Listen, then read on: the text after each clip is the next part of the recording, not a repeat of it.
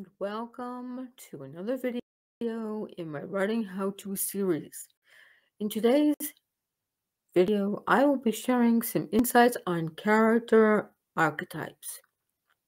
Much of the information discussed here is from K.M. Weiland's writing site, helpingwritersbecomeauthors.com. In research for today's video, I took a look at several additional sites to see how many archetypes there might be in all. Selfpublishingschool.com has a list of 14 archetypes believed to be the most common, as does dabblewriter.com. BecomeAWriterToday.com lists 12. Finally, ScottJeffrey.com offers an exhaustive list of 325 possible archetypes. But as I looked deeper, I saw that many on his list weren't really archetypal, but were relative to their role in the story. Of course, there might indeed be more than 14 archetypes in fiction, but of the most commonly used archetypes, it would seem there are 12 to 16. In K.M. Weiland's list, there are 36 that she goes over. In her overview of character archetypes, K.M. Weiland breaks down the archetypes into several categories. There is the positive change arc, the negative change arc, the flat change or no change arc, and then there is the antagonistic character arc.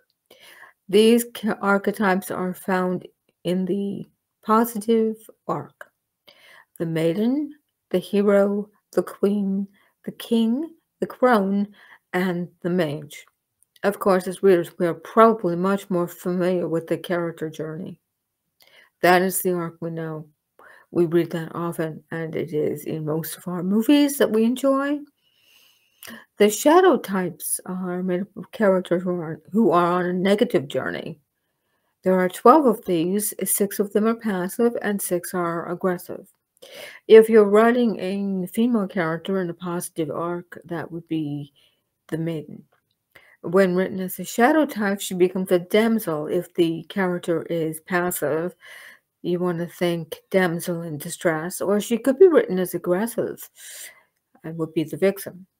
The shadows related to the hero would be the coward, he's passive, or the bully, who is aggressive. But having said this, let me add that as a writer, you are free to use any of the archetypes for your character journey. The point I'm making is to show the flow from one archetype into another in logical progression. Because a male character might be, vixen-like, or it might be a damsel in distress. And a female or gender undisclosed character might be the hero. Continuity is key. After the hero becomes the queen archetype, and that is shadowed by the Snow Queen or the sorceress.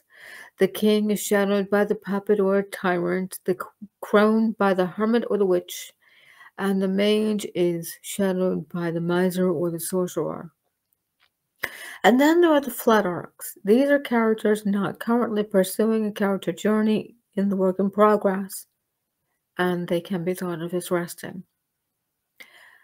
There are 6 of these in all. There are the child, the lover, the parent, the ruler, the elder, and the mentor.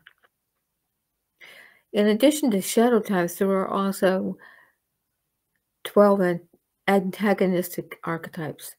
In the maiden's journey, these would be the authority figure or the predator.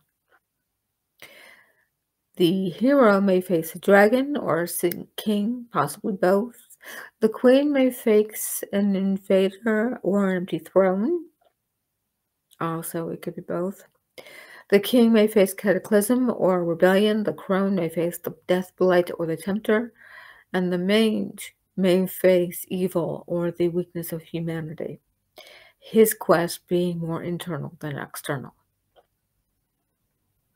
Now, I want to briefly go over some of the character arcs themselves, beginning with the maiden. The maiden would be a story of coming of age. This could be applied to a younger woman or a younger man, usually a teen to college age. This arc is used when the character has grown past the flat arc of the child and is ready to move toward autonomy or making his or her own mark on the world.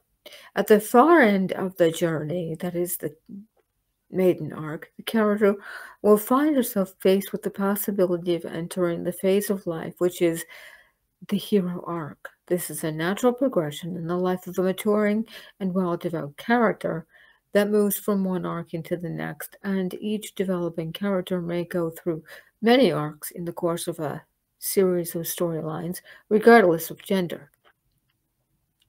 During the maiden arc, the young character strives to move from childhood to individual personhood, out of the protection of guardians and into making her own mark on the world, as we see in the character of Cinderella in Ever After.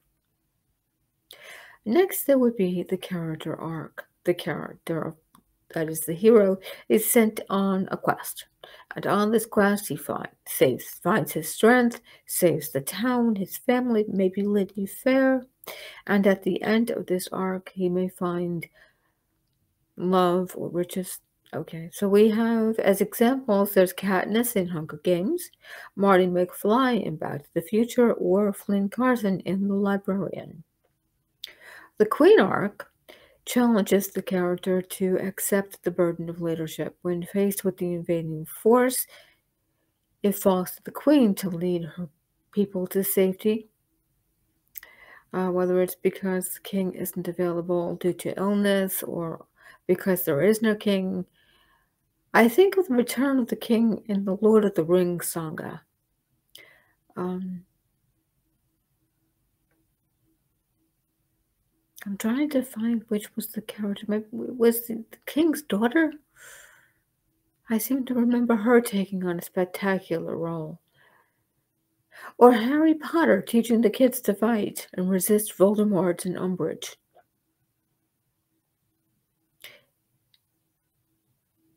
In the King's arc, the character learns to sacrifice his strength, as Tony Stark does in Endgame, the Avengers.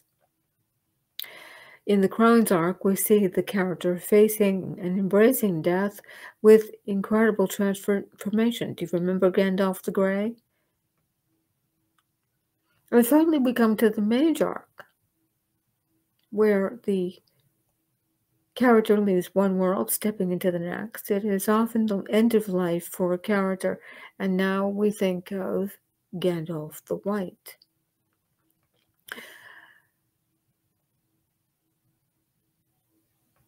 We could probably spend the next several weeks on this topic and still only graze the surface. I may return to delve deeper into this topic in a future video.